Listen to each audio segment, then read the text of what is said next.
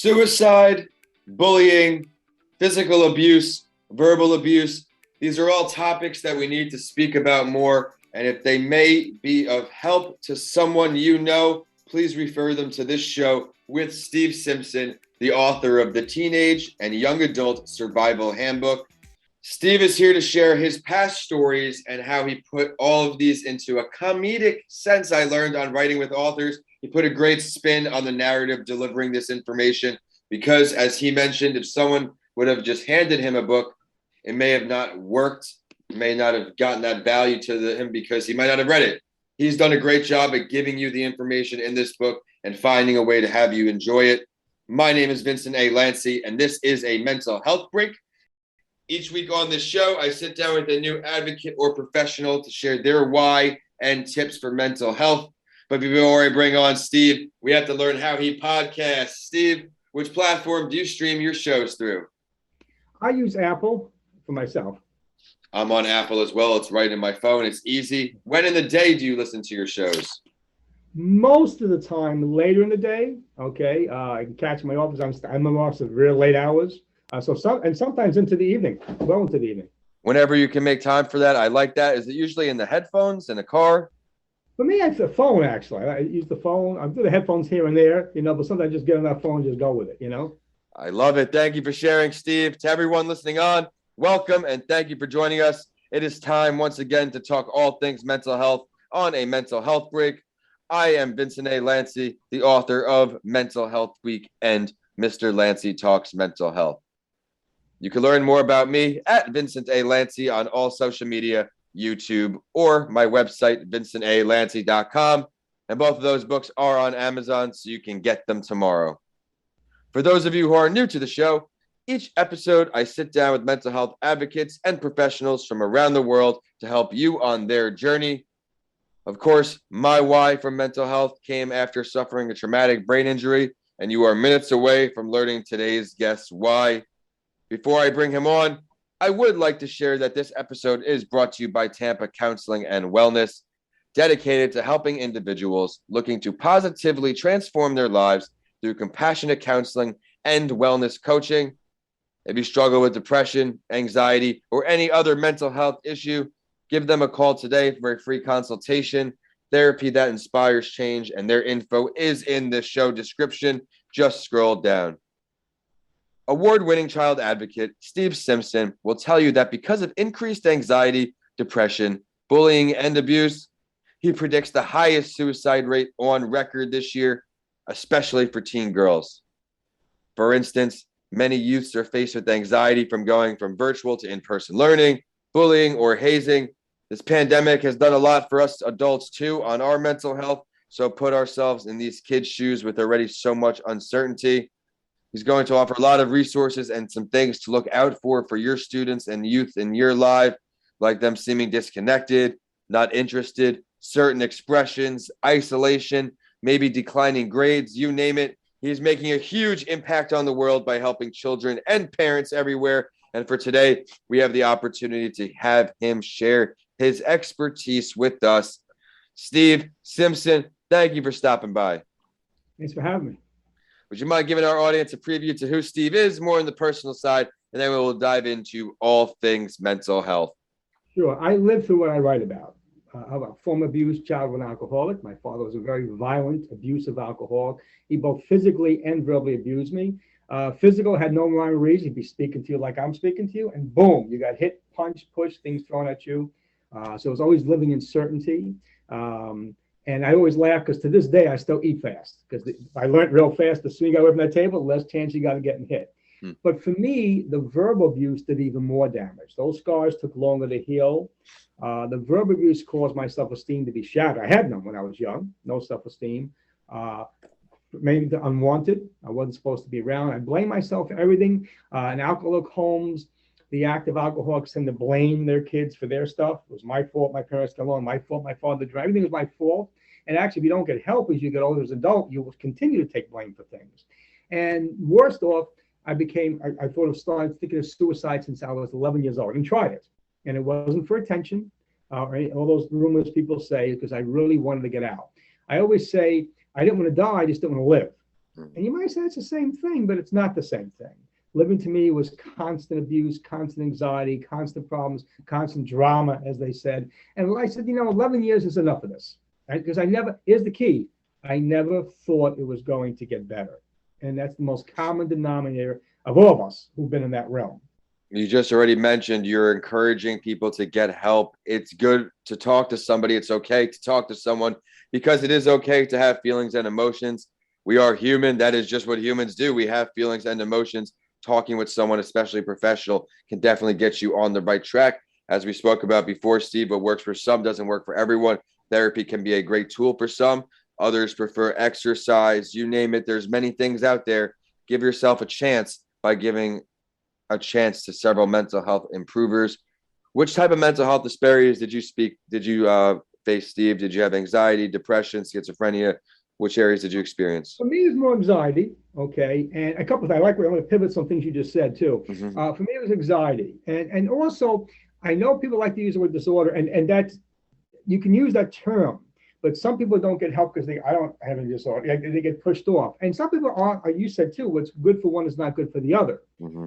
For example, a lot of people have attention deficit disorder. It's legit. I know people who have them and their kids have them.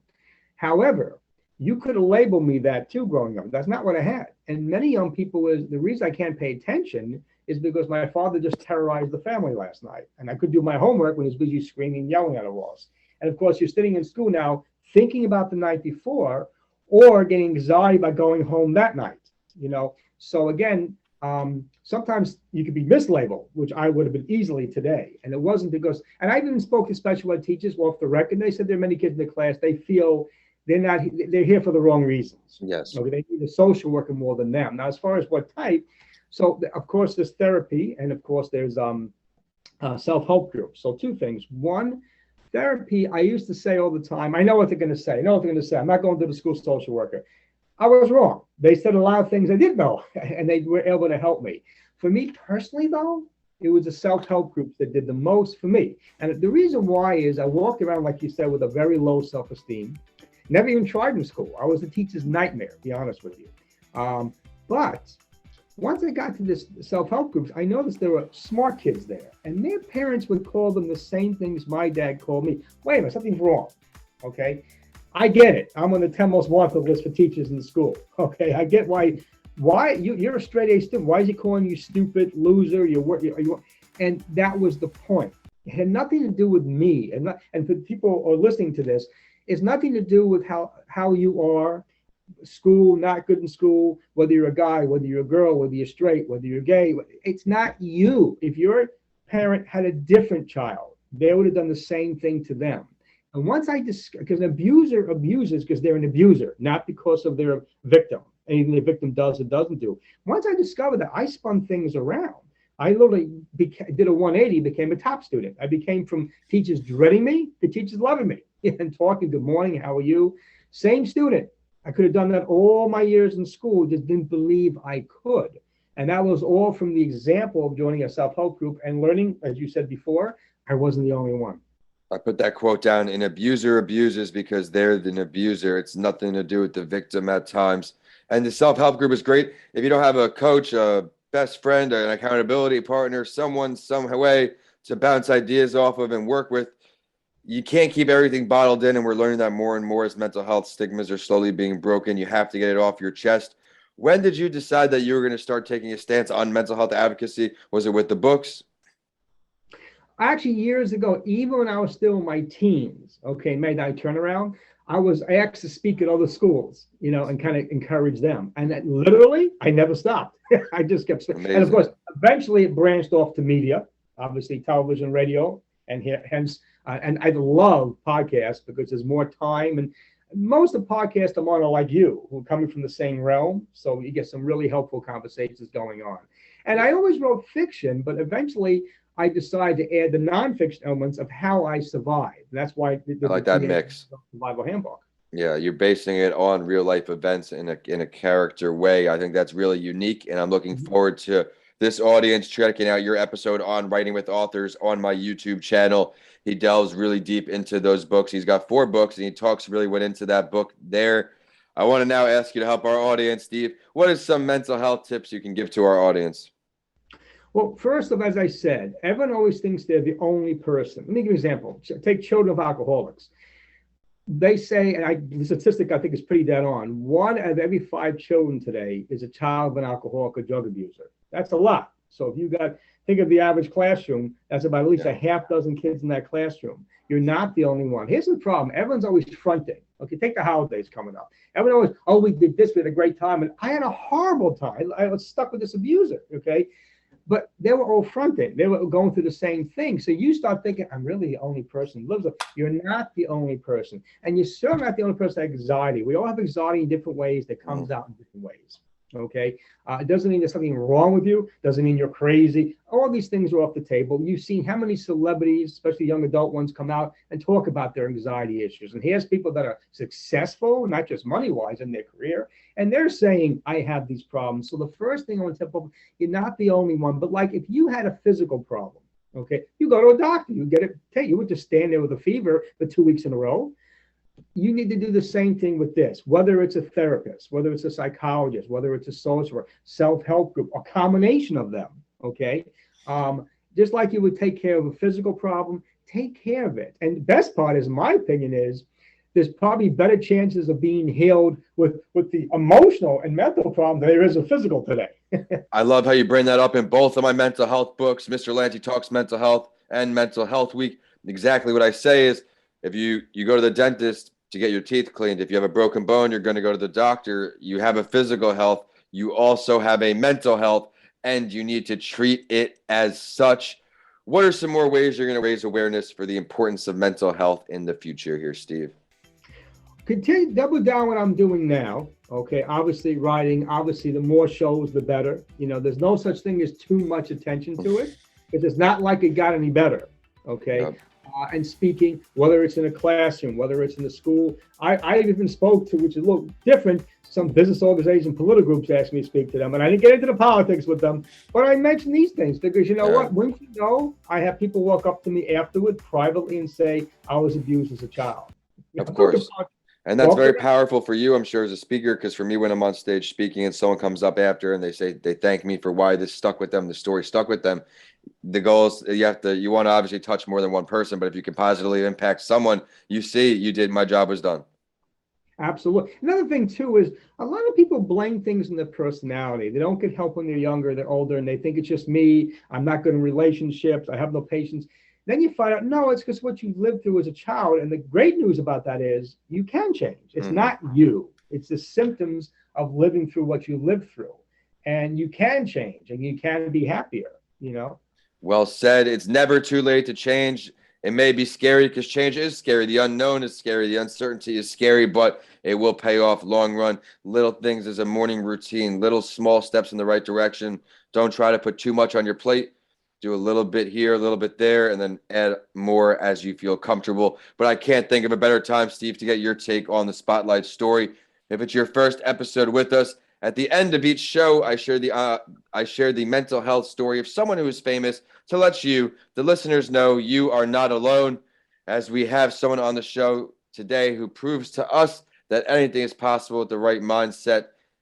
We will now talk about Ken Griffey Jr.'s story. He's one of the greatest superstars baseball's ever seen, especially in the 90s. He was probably the biggest name in the sport. However, the world was almost robbed of this when Griffey attempted to take his own life by suicide, a survivor, before his MLB career even began. He was the #1 overall pick in the 1987 draft, so a real star. He wasn't old enough to vote, but he already had the weight of the world on his shoulders. Just 2 years later, he debuted in Seattle on the Seattle Mariners, actually playing professionally with his father, which is awesome. If he never got injured, he probably would have really been the best, the home run king after Barry Bonds. But despite these injuries and retiring with 630 home runs and with more honors than many, he still wasn't happy. And I think this is a huge lesson for everyone to take. Teams held him to a higher standard because he was the son of another baseball star. He was expected to work harder. He was fed up with not only his father and coaches, but life in general, so he took drastic actions. Quote, it seemed like everyone he was yelling at me in baseball. Then I came home, and everyone was yelling at me there. I got depressed. I got angry. I didn't want to live. With all of this in mind, he swallowed 277 aspirin pills in an attempt to end his life. While Griffey was considered to take his own life before, this was the first and only time he actually followed through, and luckily it failed. I've learned since he was doing some child advocating, and he sent a clear message to anyone who was in his shoes. Don't ever try to commit suicide. I am living proof of how stupid it is. What do you take away from all this, Steve? Well, a few things. First, again, it does show you that we were almost robbed of that man earlier on. I mean, later on, like you said, he tried it. It also shows, as I said before, not being alone. Here's someone's on top of the world, okay? And you've seen this with singers. You've seen this with actors, okay? On top of the world, and yet anxiety gets them. So two things. One is that you can, if you carry these things in you, even if you're successful when you're in your realm, if you don't get help, it's going to catch up to you. There was when you bury things, you bury them alive, and they keep growing. And one thing I like to get at people who are listening to this is I've known, obviously, because my volunteer work, a lot of people over the years who have been suicidal, including myself in that category. And there's one thing that I've noticed for those of us that tried it, like myself, and of course, what you just mentioned, but didn't die. We lived, thank God. Okay. Or even thought about it, but maybe just didn't go forward. We all have one thing in common. And I don't mean 90%, I don't mean 95, I mean 100%. We're all glad we didn't die. Why? Things always got better. We couldn't see at the time how they were going to get better. I used to say, I don't see how I can get better, but things do work out. And that's the thing I can take home for people. Yes, you might have to take some action. Again, get some counseling. Read. There's 800 numbers you can call as well. So get some help. You have to put that in place. Again, self-help groups. Churches are great welcome. Even if you remember that church, they tend to have 12-step programs and self-help groups, parish outreach. If that church doesn't have them, go to a different one. And most of these things are free. So I would say, get the help, but keep in mind, as much as I've been in many situations in my life where I've had experts tell me, I don't know how this is going to work out, Steve. I've had people in my group that I run where they were told, Steve, they said there's no hope. And you know what? Let's just hang on there. Let's just try anyway. How's that? We'll be rebels. That's right. Things worked out. I always say, take a deep breath, say a prayer, and just for strength and run forward and think. And then I've heard this many times over. Oh God, am I glad I did not die? Oh, I didn't try it again. Once you get the light and once time passes, certain things will become more clear, and that may just be you wanting to be alive, because look at how much great you can do. Today's guest is an example of that. Ken Griffey Jr. is an example of that. And if you're out there listening, so are you. I want to thank you so much, Steve, for taking the time to stop by this show. I love how you encourage people to get help right in the beginning. We touched on physical health being just like mental health, something I stand by. And of course, I really admire your involvement in the school systems, as that is something I do as well. We'd like to now ask you for your last word. Last word is hope. Okay. In other words, no matter how desperate something is, even if you have people surrounding you who are telling you there's no hope, sometimes I would surround myself with negative people, which was not cool either. Okay. So again, just make that effort. Even if you say, like I say, what's the difference? Just try, reach out and try to get help, and you'll be amazed of how information comes to you. You'll be amazed how fast things get better. That's what blew my mind out, how fast things get better. And you know what? You want to hang on, because I tell you why. You survive what you're going through, you're going to help other people survive. And that should be a motivation for you. What you're going through now is not going to waste, okay? You're going to help other people with it. Absolutely. Now tell everybody where they can find you, where they can find your book. Sure. PowerPublishingCorp.com. That's Power Publishing, C-O-R-P Corp.com. Not just the books, interviews, all sorts of takeaways there that can help you. And if you know someone else, by the way, that might be going through this, turn them on to this, follow them to that, follow them to this episode. And I always say to people, give it to everyone. Just forward to everyone, post it, because you never know who that person is. There's valedictorians that were suicidal, okay? With parents, if you said my kid does great grades, I only got my other kid help because he was failing, don't make that mistake. No one survives abuse without being damaged, okay? Everybody should get help in therapy. Well said. Just as we'd say before the spotlight story, you never know what someone is going through because of the way they look at from the outside. They could have millions. They could be a home run king, and they still may want to consider ending their life. Don't be so hard on yourself. Be sure to check him out on the internet, and we are at A Mental Health Break on Instagram, LinkedIn, and Facebook. On Twitter, because of the character limit, we are at Podcast by Lanci, but you get updates from all 4 shows. Mental Health Week and Mr. Lanci Talks Mental Health are available on Amazon. Check them out, and thank you for listening. See you next Tuesday on A Mental Health Break. Steve, thank you for stopping by. Thank you.